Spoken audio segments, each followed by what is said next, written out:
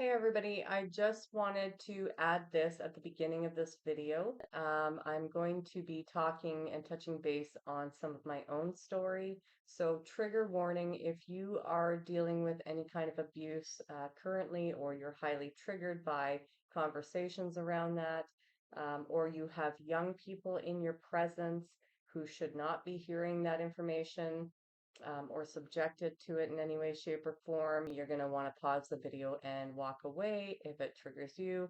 Or if you have young people in, that may be a time to just pause it and come back to it later, or put headphones on. Okay? I am being sensitive to everybody's own personal stories and journeys, and obviously for children to protect them.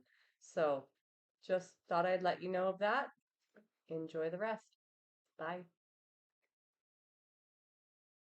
Hello, beautiful soul family, beautiful collective. Storm here. Welcome to Unmasked Universe, where we unmask the universe that lives inside of you, as well as me, but everybody. So today's video, I was hoping to talk a little bit about why it's important to cut cords and to cleanse your body, your energetic field, essentially doing like purification processes, body, mind, spirit, but doing it, making a daily ritual of it. And mainly when it pertains, especially I should say, when it pertains to leaving a toxic environment or a toxic relationship of any kind.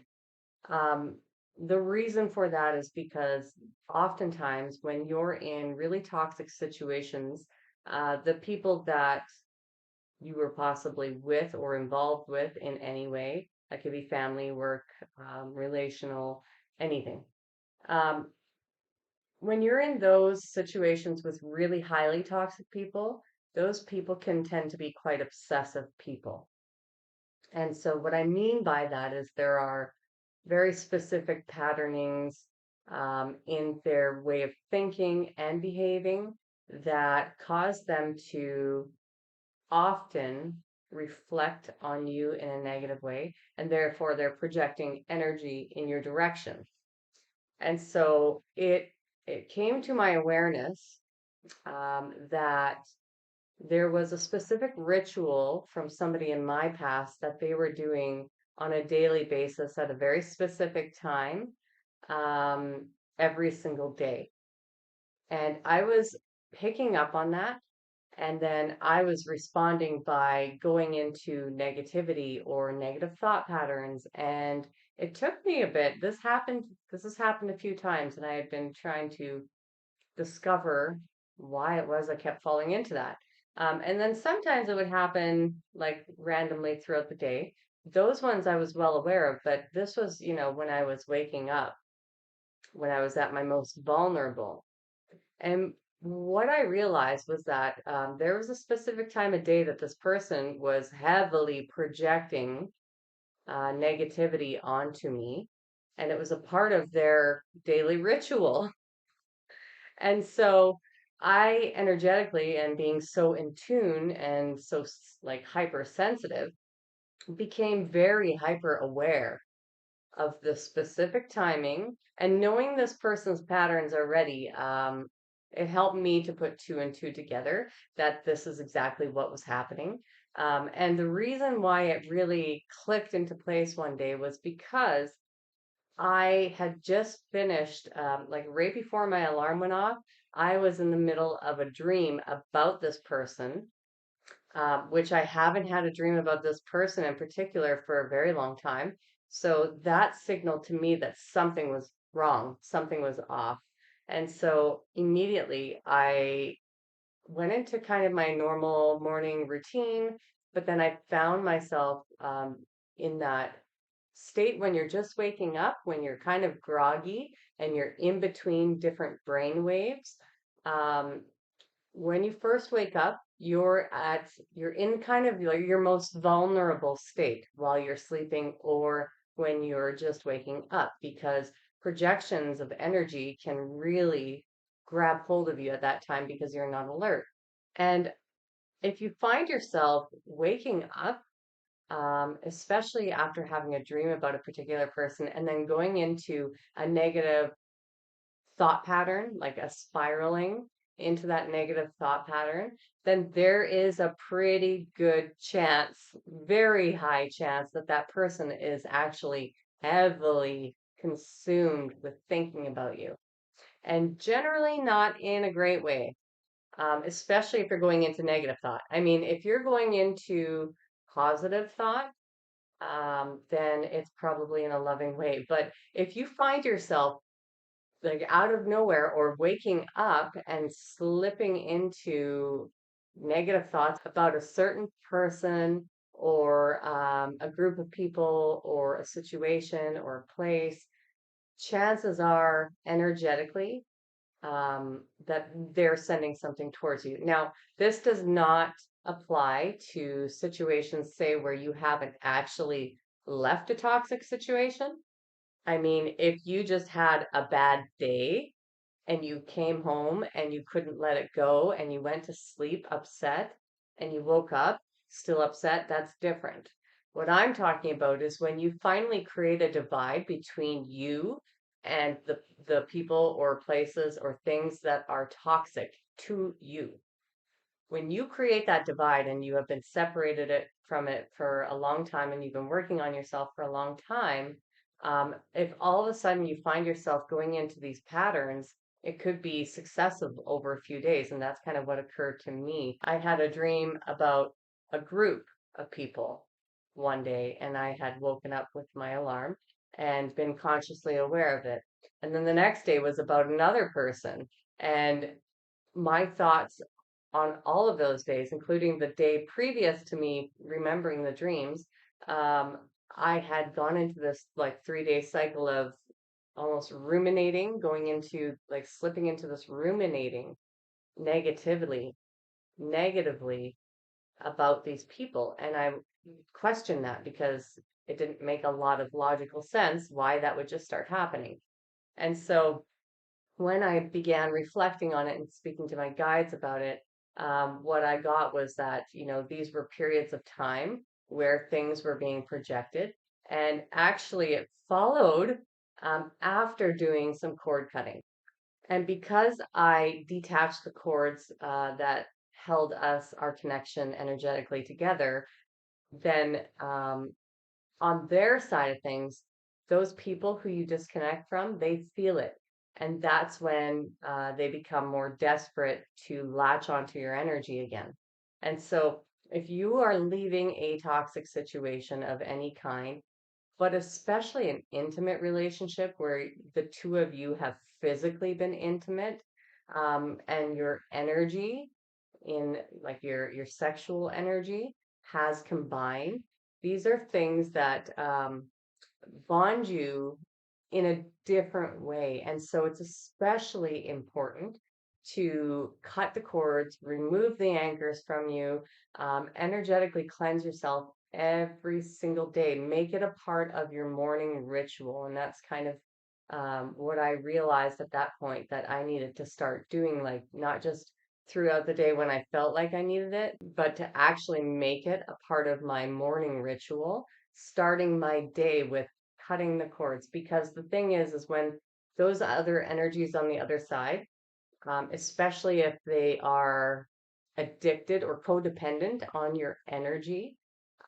then they will latch on in desperation and try anything. And so you'll find that sometimes you'll cut the cords or you'll disconnect the anchor from you completely, and you'll find that sometimes you'll just get like a random email or a call or something out of the blue from one of these people that you just disconnected from.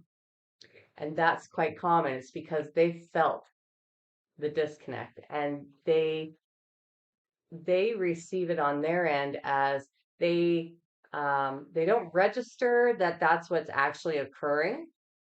What they register is a need to like connect to you in a way that generally is not positive. It's like cause and reaction kind of thing. So if somebody says something that hurts you and you say something back that's hurtful. It's like that kind of thing, that dynamic of energy is being exchanged, but in an invisible way. And so they feel it even though they may not understand it or register it. And so you'll often hear from these people unless you've gone complete no contact. And then sometimes you'll just receive if you're open to it, or you actually remember your dreams and you're paying attention. Say you're doing a dream journal, or you're paying attention to the patterns that suddenly you slip into. Um, and you're questioning those things, you'll begin to see that there are other ways that they can contact you. And through my dreams is kind of the only way that anybody from my previous life is able to contact me these days, energetically, or through my dreams energetically, because um, yeah, I put a stop to that, obviously. So with that said, when it comes to your dreams, there are things you can do to stop that. There are ways of protecting yourself.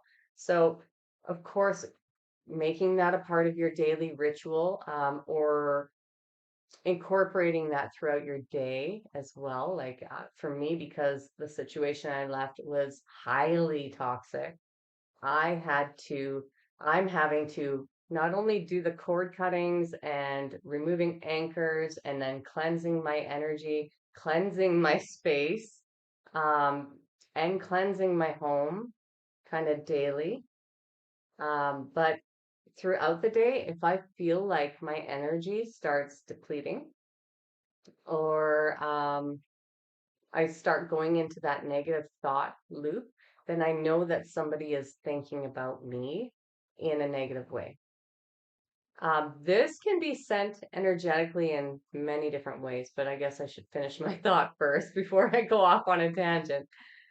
So the other thing that you can do to protect your dream body, your astral body, because that's kind of when you're most vulnerable, is to actually call on Archangel Michael. And it looks something like this if you've never done it before. So I usually say something like, I call upon Archangel Michael and I ask you to join me now. And I wait. And if you get shivers down your body, that's significant. That's a response that Archangel Michael is with you. If you have access to clairaudience or claircognizance or anything like that, you may actually hear, but if you don't, then just pick up on your symbols. If your body feels warm or it's registering, like pay attention to your body. If it's registering a difference in your environment or within itself, then that's your confirmation. You don't really need confirmation, but should you want to find confirmation, that would be a way. Um, and then I would say something like, Archangel Michael, I ask you to place your golden shield upon my body, my astral body, as well as my spiritual body while I sleep. Please protect me in your divine light, in the light and love of Source. Protect me while I sleep, while I travel, and while I am in communion with others. Protect me from anything that is lower than the vibration of Source's love. Thank you, and I love you.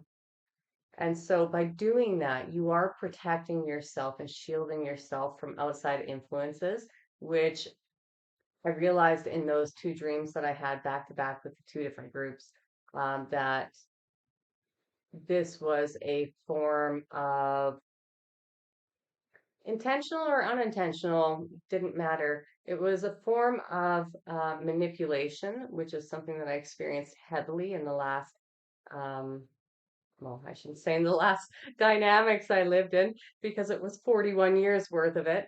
But in all of my previous life, I experienced extreme manipulation. So, the dreams, these were the things that were happening. My emotions were being manipulated, trying to find some sort of hole in my own defenses, in my own shield. And so that is one way of protecting yourself while you're sleeping. And then the likelihood of you waking up and going into that state of ruminating on the past or of those people, falling victim to their traps, um, is pretty slim. It's pretty unlikely.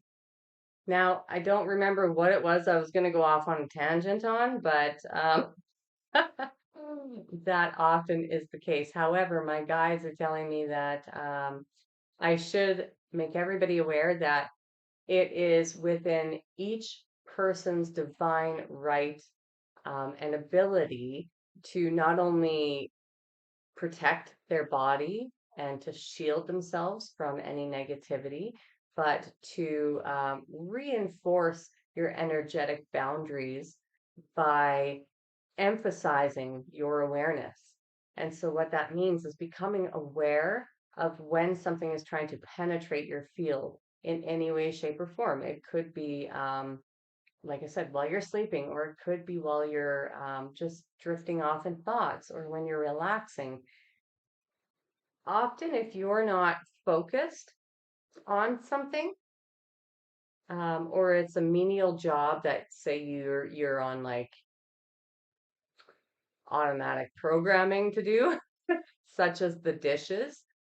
So you've done that job a million times, you don't really like it's time that you usually allow your brain to just go into the subconscious. These are the moments where you need to reinforce your own energetic boundaries. Okay. So when you're finding that these patterns are starting to come into your energy field, it's up to you to decide whether or not you want that, whether or not you want to continue doing that, and for how long. I mean, ultimately, you have the choice. You have the choice to continue something, or you have the choice to break the pattern and the habit. That's up to you. Um, Becoming aware that you do have the power within you to stop these things or to protect yourself, that is half the battle. Just knowing that each and every one of us is divinely created and that we all have this gift. We all have the ability. We, even if you cannot hear your spirit guides and you cannot hear the angels or anybody on the other side, that doesn't matter. You still have within you the ability to ask for help and to receive that help. And so by doing so, you are raising your own energetic frequency by just allowing yourself that self empowerment and to take control of your own life, really. So that is important, especially when you're leaving a toxic relationship where you have bonded in so many ways. I think that's kind of the point is that when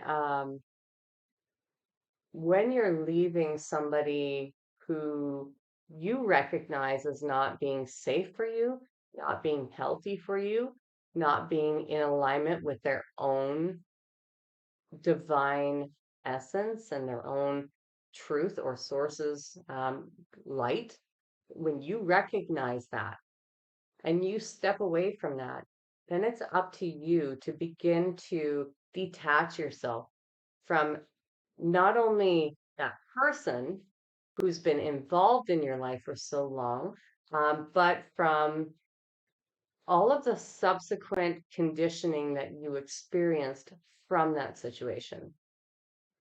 And one of the best things that you can do for yourself is to cut these cords, cut these ties, and understand that it's a process. It's not like you can't just do it one time and then be done with it. You have to continue to do it for as long as you need to until it stops, until you stop feeling the pull, or you stop feeling the need to ruminate on it, or you stop feeling their presence in your life, whether that be in your thoughts or your heart or stored in your body. Um, and the deeper the connection or the longer lasting the connection was, then the longer you'll have to do it for. So typically, when you walk away from a toxic relationship, again, that can be of any kind, what you'll find is that depending on if you're male or female, you will walk away healing some aspect first. So with females, our tendency is to walk away emotionally first, to detach. emotionally first.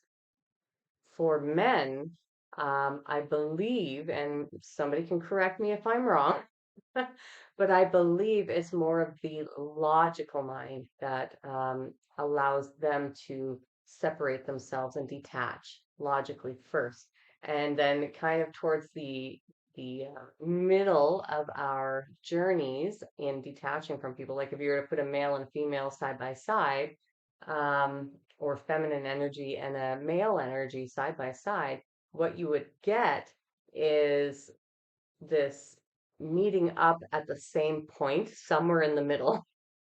And then from then on, you're kind of going down the healing journey on the same level.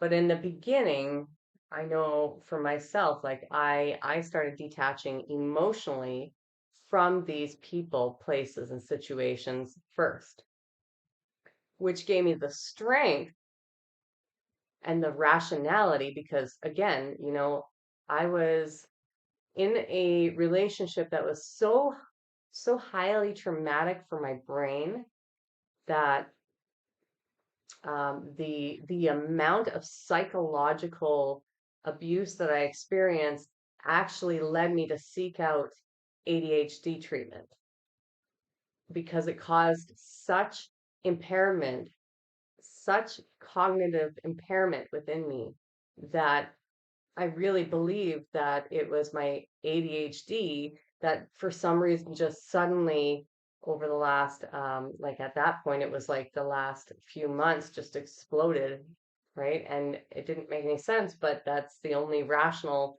understanding I could come to. And so that psychological impairment, as well as the memory loss that was starting to occur on a significant level at that point, um, kind of like spurred this process of breaking down my life in a way that got me going on the right track. But it was that I needed to first really heal, right? So I had to begin detaching emotionally from the beliefs that I was believing, the illusions that I was living under, the emotions that tied me to the thoughts that I had, the thought patterns themselves, right? And then the people, the situations, the places that it just kept going into like the snowball effect, and eventually the snowball got really big and it started to pull everything into its environment, right? And suck it all out the door as it heads out the door. But for me, like the only way that I was going to get enough strength to finally walk out of that situation, which was dangerous for me because the particular personality style of the person I was with was such that um, apparently you're not supposed to say, like, I'm breaking up with you and calling them out and realizing who they are and all of that. But I found that out too late on my journey. I found that out like 4 days after I'd already done all that.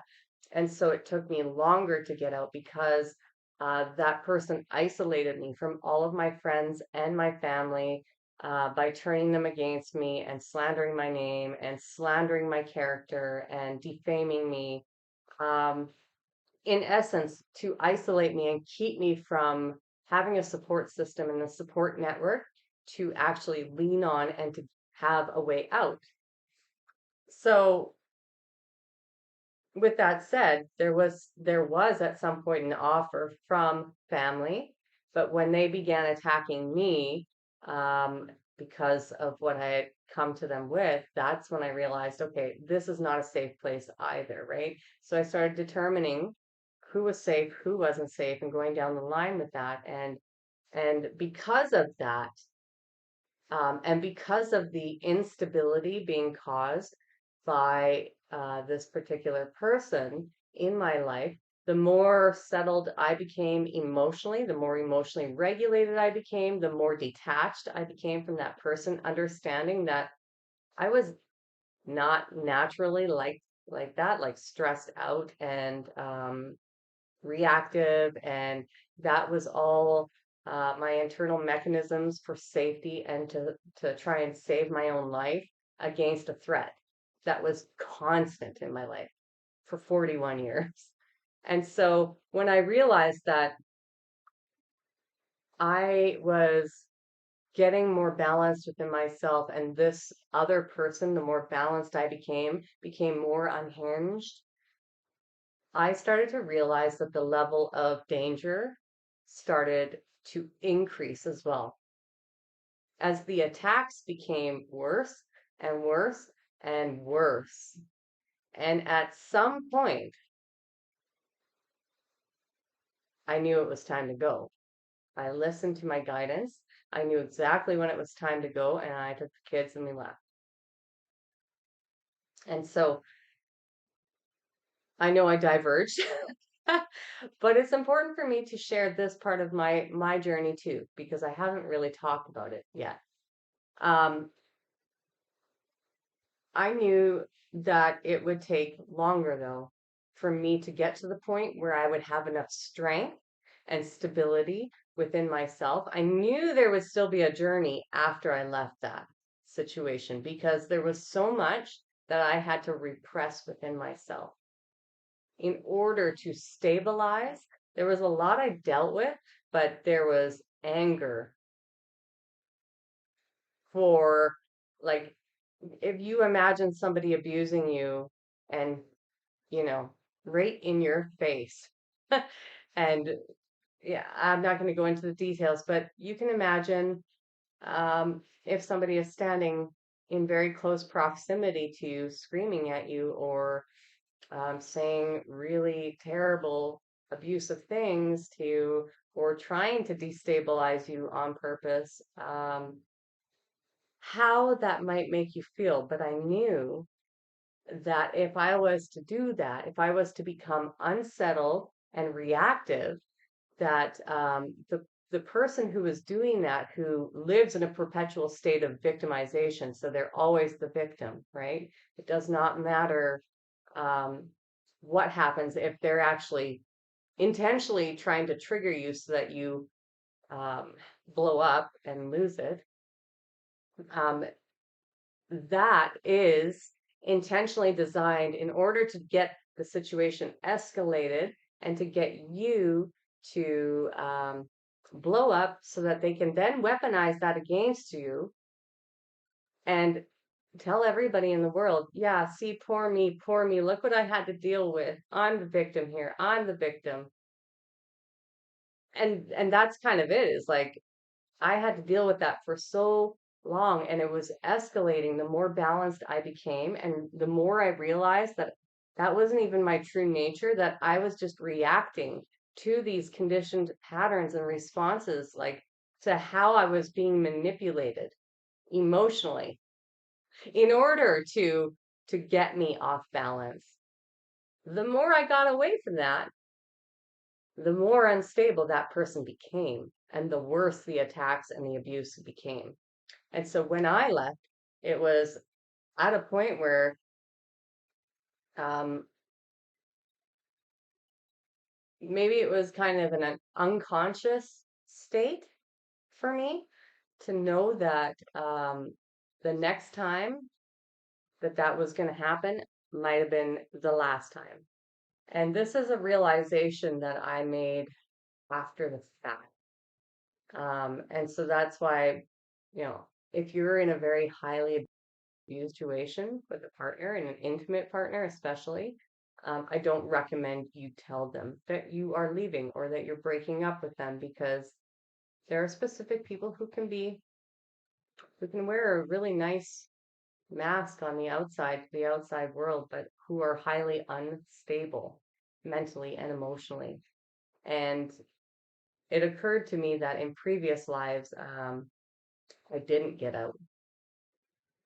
And it also occurred to me that um, by listening to my intuition at that moment, I probably saved my life.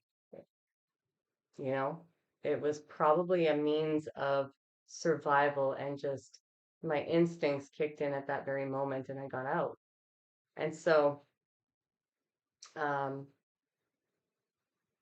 yeah, that's a bit about my story. I went off topic here, but I guess, in terms of energy, when you're leaving situations like that, when you're leaving people who are highly manipulative, who are highly toxic, who feed off your energy, especially if you are an empath or you are a light worker, you have suffered your whole life because of your light.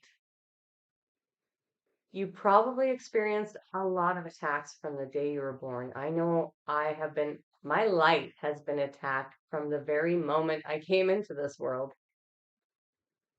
So, in that sense, because I was so enmeshed with that specific person, less so with my family, because there have been many occasions where I've just went like, Kate, screw this. I am getting as far away from these people as possible, even though I didn't understand who they were and the behaviors and the depth of the patterns and the conditioning and the generational abuse.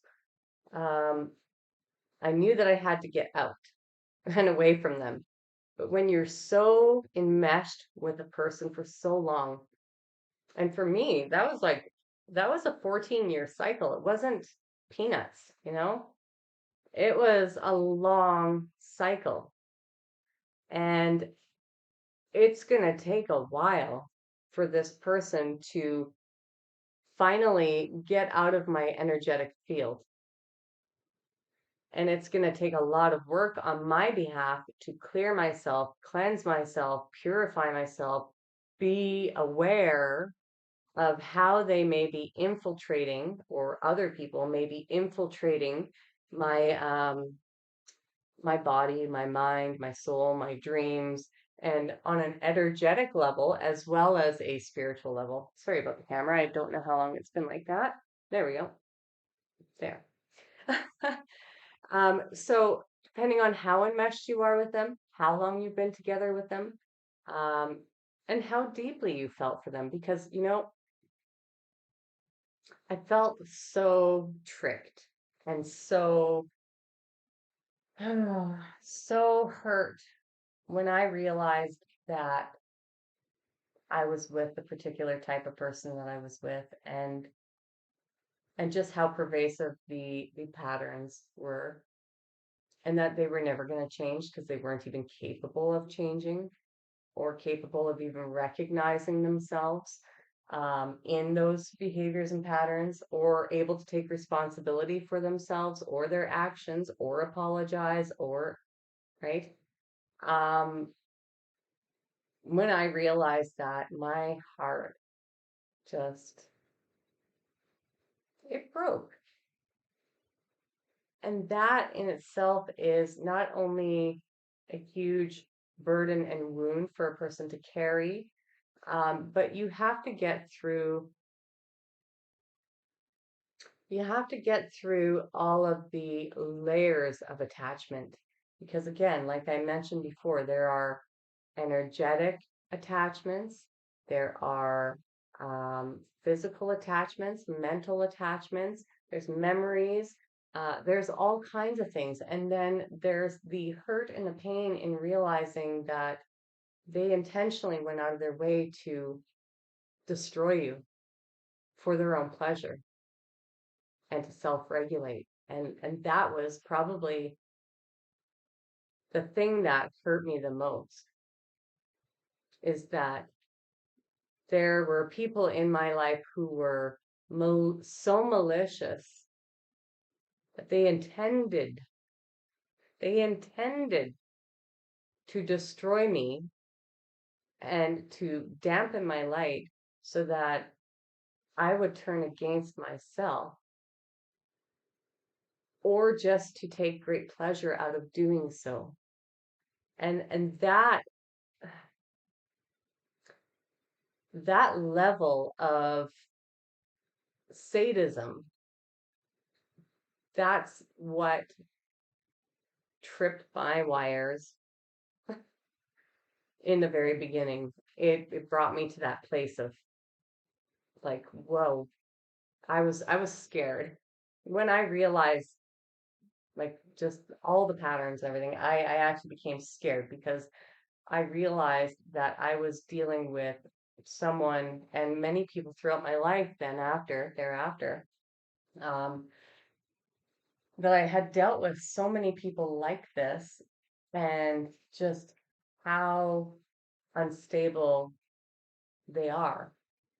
Um, so yeah, when you're working with your energy, there's a lot to consider. There's a lot to work through. There's a lot when leaving these situations, toxic situations or environments.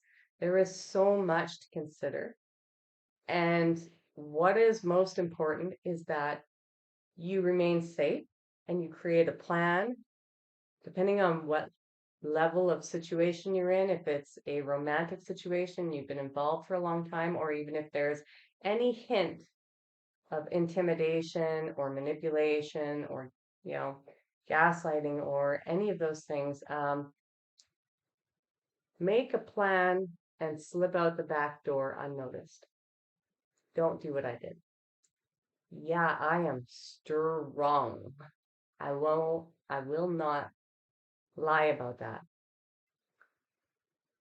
However, that is not the safest approach for most people. And there are different stages of different types of people and different overlapping conditions and personality styles and disorders and things that like overlap them even that create clusters of different personality types. And some of them are very dangerous, and I'm well aware of that. I've met many.